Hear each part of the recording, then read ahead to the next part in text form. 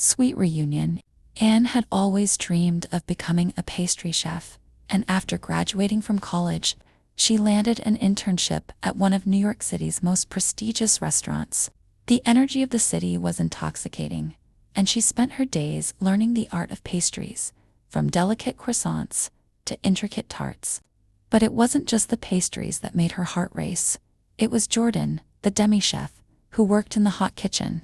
Jordan had just started at the restaurant, fresh and passionate about his craft. The first time they met was during a chaotic dinner service. She had accidentally bumped into him, spilling flour all over his chef jacket. Instead of getting angry, he laughed it off, and from that moment on, they became inseparable.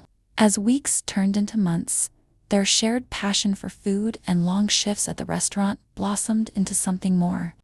They fell deeply in love, enjoying the fast pace of their culinary careers and each other's company. But as Anne's internship was nearing its end, reality hit them both. She was set to return to the Philippines, and Jordan was staying in New York to further his career.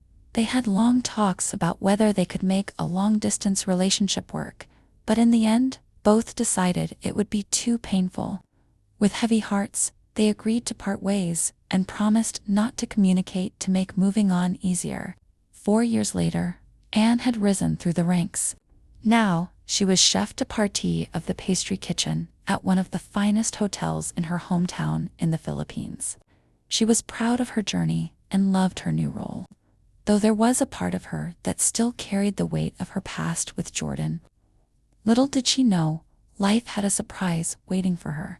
On the day the new executive chef was set to arrive, Anne was in the kitchen, organizing the dessert menu for the week. She had heard whispers among the staff about how talented the new chef was, but nothing could prepare her for the shock when she saw him walk through the kitchen doors. It was Jordan. Her heart dropped, and before he could notice her, she quickly slipped out of the kitchen. For the next few weeks, it was as if they were playing an elaborate game of hide and seek.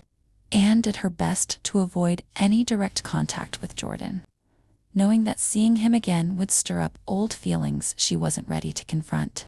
One afternoon, while taking a quiet walk near the hotel with her little boy, a burst of laughter made her freeze.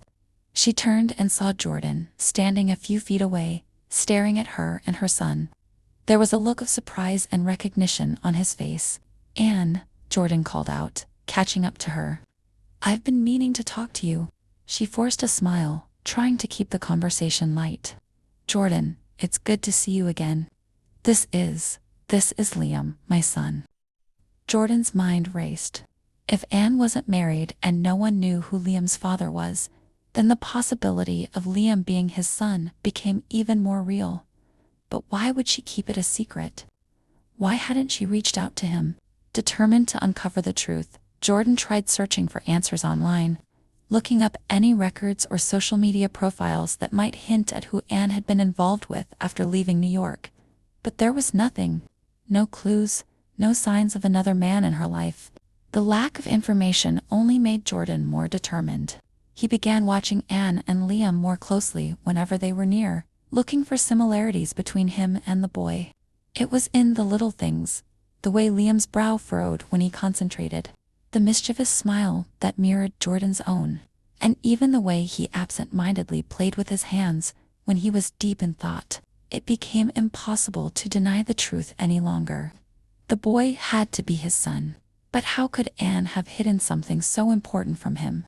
Hurt, confusion, and anger all swirled inside him.